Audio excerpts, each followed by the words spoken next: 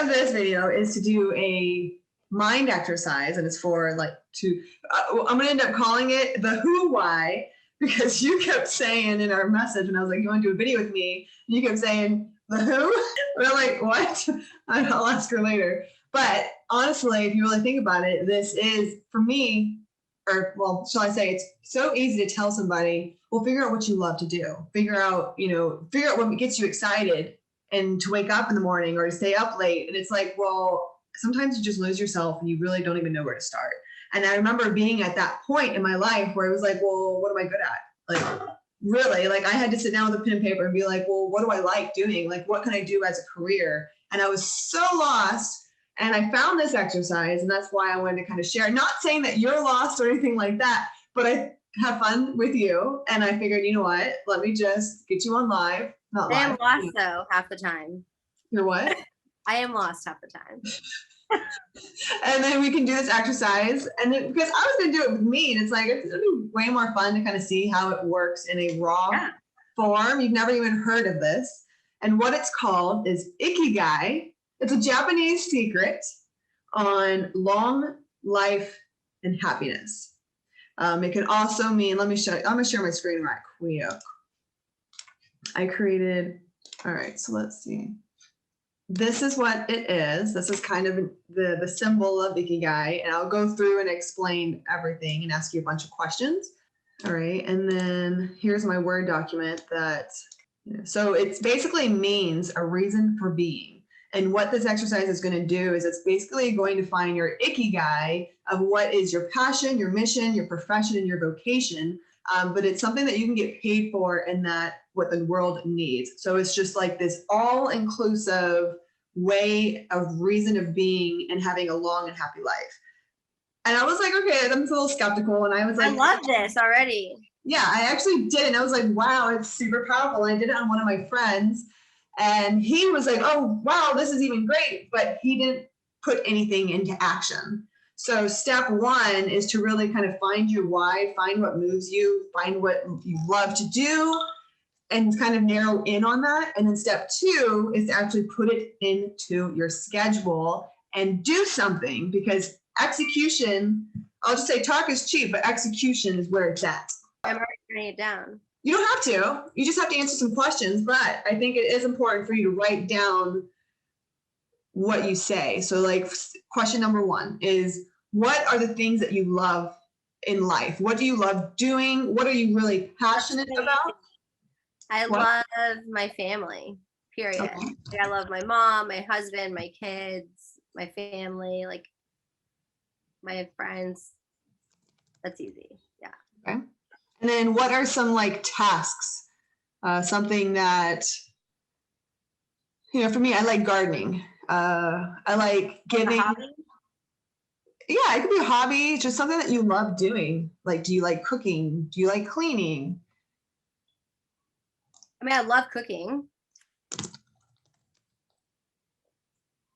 I also love watching movies. I love movies. That's good. Yeah. What about, you love helping people. You like, oh yeah, you love real estate. What? You love houses, showing houses. Oh, I do. I love showing houses. Yeah. But not ugly houses, but I show them anyways. Pretty houses. And then now, and you can continue saying things that you love, but like, what are some of these things that you're good at doing? Like, what do you love doing that you just get so excited about doing? I love meeting, or I'm really good at meeting people. Like, I love meeting new people. Like, I'm good at meeting new people. Okay. So you're good at adapting to different personalities? I think so, yeah. I'm really good at being honest, even when it's unwelcomed. That's a good quality, as long as somebody's asking for honesty. But even if here's the thing, everybody always wants honesty, right? They may think they don't, but then once you say it, they're like I had clients and we were looking at houses, and she was like, oh, I love this, whatever. And she was trying, and I was like, but you don't like that. Like, you've said that like 4 times. And she's like, in other houses. And she's like, this is why I love you, because you always remind me what I don't like. I'm like, I mean, you should know what you don't like, but regardless, We get distracted though by the pretty kitchen. Yeah. Shiny ball syndrome. See, I have shiny ball syndrome, so I can see past it. That's a good thing though. Yeah. So what else? Something that you love and something that you're good at. Oh, I'm really good at being kind. I'm a giver. I mean, I will give you the shirt off my back. Like, I will give you time. I will give you money. Oh. Sorry, I was gonna make a joke. I will give you, no, seriously, I will, like, I am a giver. Like, I will give everything. So when you're thinking of what you're good at, think of something that is more of a profession. So what in your career or I'm good at being a real estate agent. I'm good at sales. Okay. And that's something that kind of goes into step 4 is, you know, what you can get paid for. And that would be sales. Sorry, it started pouring rain. So if you hear that, I'm sorry. Say what? It just started like downpouring. Oh, it was pouring here early too. I'm just letting you know in case it's like. I hear you. You're good. Any type of like marketing or design. Yeah. You know, that was a big part of your life is design. I'm really good at taking an idea and like broadening it, if that makes sense. Like, I'm really good at like someone be like, hey, like, here's my idea. And maybe like, oh, that's a great idea. And then kind of making it like more relatable. Brainstorming. Yeah. I am a great team player. Like, I've always been great on teams. Mm-hmm. I've always been kind of like elected like the leader. But the reason why is always because like I've always taken in everybody's account and everybody's strengths. And so I've never been like that domineering type personality. I've always like, you're great at this, you handle this part. You're good at this, I'm really good at delegation. Like, I'm really good, you know, I'm good at seeing the good in people. Yes, that is true. Which is a good quality as a real estate agent. Well, yeah. Jumping to world. Sure can be. Jumping to what the world needs more of. Oh, so sweet. Trying to tie it all in, like what you love doing, what you're good at, and what you feel like that you can give the world and that they actually need it. Honestly, like that right there, honesty. Yeah. I was going to say, like Austin Powers said, love, sweet love, you know? Like, the world needs just more love, like just more kindness, compassion. You know what? The world needs more of trust. Nobody trusts anyone these days. Like, and I think that's what makes me so successful is that because I'm overly honest without giving a crap, people trust me. You know, like, why would what's her intent of telling us all this stuff that we don't actually need to know? Because I care about you, you know, and I want to build trust. I think something to go on top of that is you're very direct. And I think people can appreciate that there's no beating around the bush. There's no fluff around it. It's kind of, look, like, because when I heard you speaking the other day to, you know, a potential client, you were just like, look, this is the next step. This is who you should speak to. You can speak to whoever, but he's awesome. And it's just very direct, simple, and you knew what you were talking about. So it was very confident. I love to say that I'm short and sweet, but I'm not.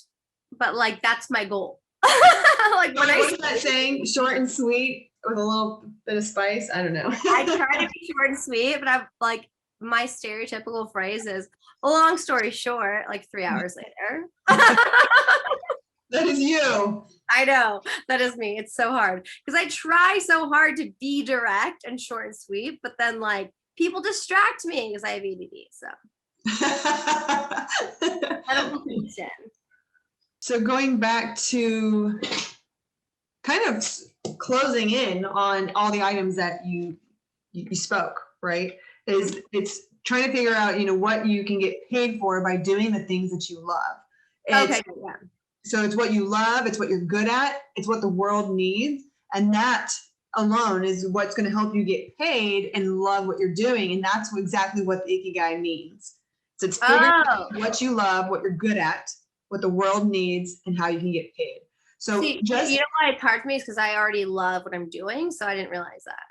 Well, and I think that's good, but at the same time is you're able to kind of say, all right, well, what other things can you add in your schedule that will get you closer to feeling the Ikigai, your Ikigai? So, you know, family, friends, cooking. Oh, I have a good one. Okay.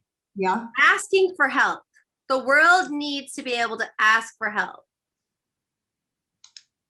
People don't ask for help enough. I truly think that.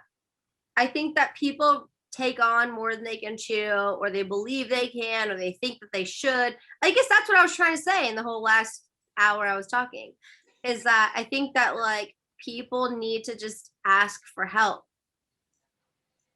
So that's how you feel. Some people need to ask for help, but how would you be able to portray that and help other people see that? By giving the world what they need, but yet you getting paid for that. You know, because look at Mary, for example, right? Our transaction coordinator. Her job thrives off of agents who need help. If you look at her signature, it says like realtors, it's not just like a game changer, it's a life changer. It's true. Like the very first day I hired Mary, or I don't want to say hired, but like, you know, she started assisting me. Yeah. I literally was driving home from an appraisal and like tears were in my eyes because I was like, I had a child next to me, like an 8-year-old next to me. Like I just left an appraisal. The house was like chaotic. Like I was like, is this thing gonna appraise? Like begging the guy, like, has no roof, no windows, like, you know, saying all the things. And like, she's like, here's a timeline and here's this, and asking for the survey and having the inspections sent out. And my client messaged me 3 days later and was like, may I see the house again? Is that allowed? Normally my clients are like messaging me 100 times a day. I was like, yeah. So, okay, now I understand what you're saying is just people in general need to ask for help and kind of delegate. I am so much better of an agent and a better person because all of that weight has been lifted off my shoulders. Mm-hmm. So like parts of the transaction that used to make me angry and not even want to talk to my clients has now made me like, ask me anything you want to ask me, you know, like I'm always happy now.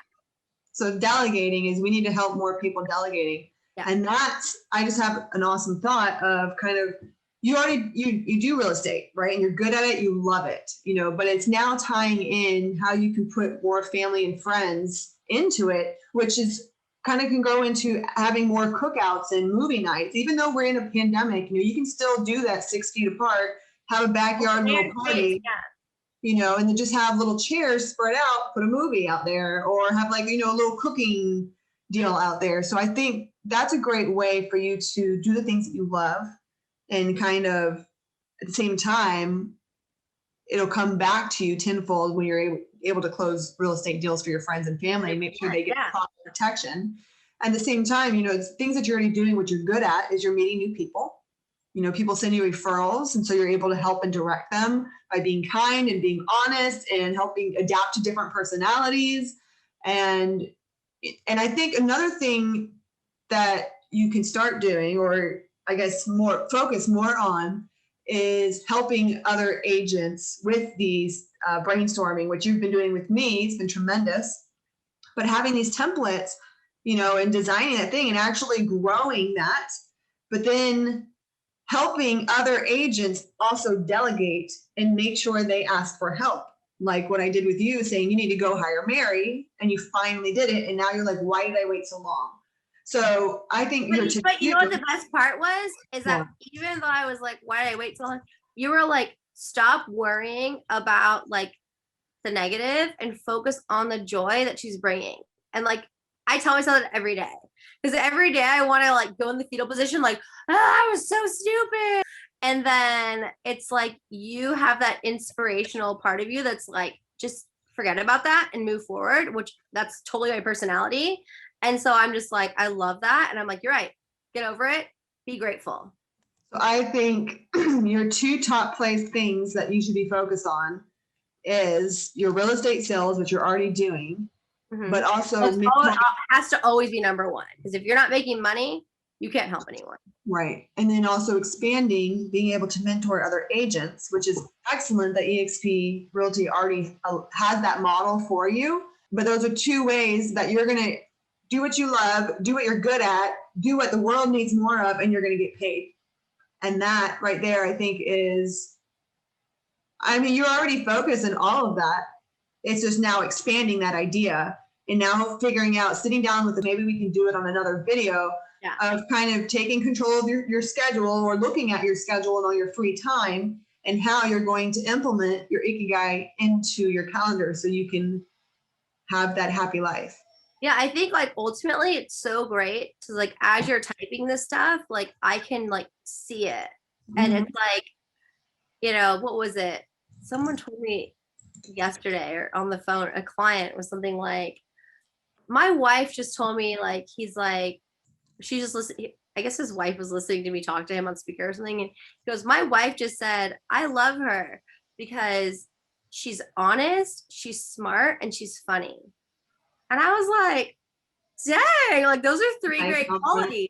Yeah. And now, like piggybacking off of that, I'm watching you write this whole list of like positive words and happiness. And like, it's like everything that I want in my life, you know, like seeing it all in a row.